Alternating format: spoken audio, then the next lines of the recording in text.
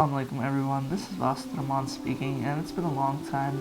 I'm joining you today here on Twin TV, and what better time to come back than in the beautiful month of Ramadan.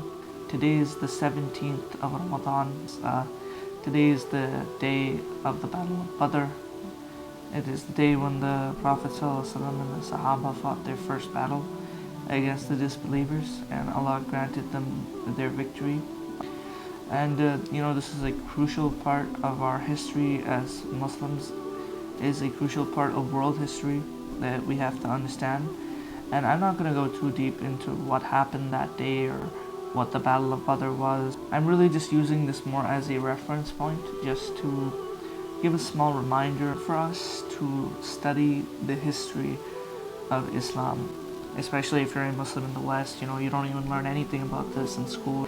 At least if you're growing up in a Muslim country, you might learn some part of it, right, in school, though they don't go too in-depth there either. But especially if you're a Muslim growing up in the West, in a non-Muslim country, you have to make sure that you're studying it on your own, because nobody else is going to teach this stuff to you. The Battle of Badr in and of itself, it's such a miraculous battle. The fact that Allah subhanahu wa ta'ala granted victory to 313 approximately soldiers on the Muslim side, who were fighting against an army of over 1,000 people.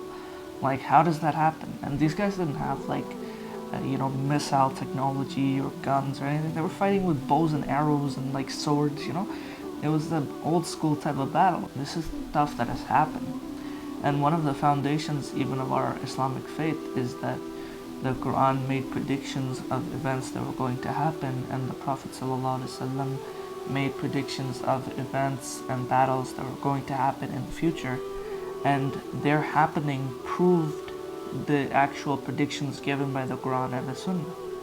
So if we don't study up on things like this, our faith is going to lack, because that's actually something that was given by God as a proof of our faith.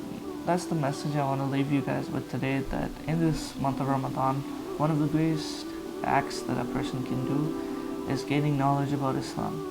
So in this month of Ramadan, I invite everybody to study the Deen of Allah and study the Quran and try to learn as much as they possibly can. Assalamu alaikum.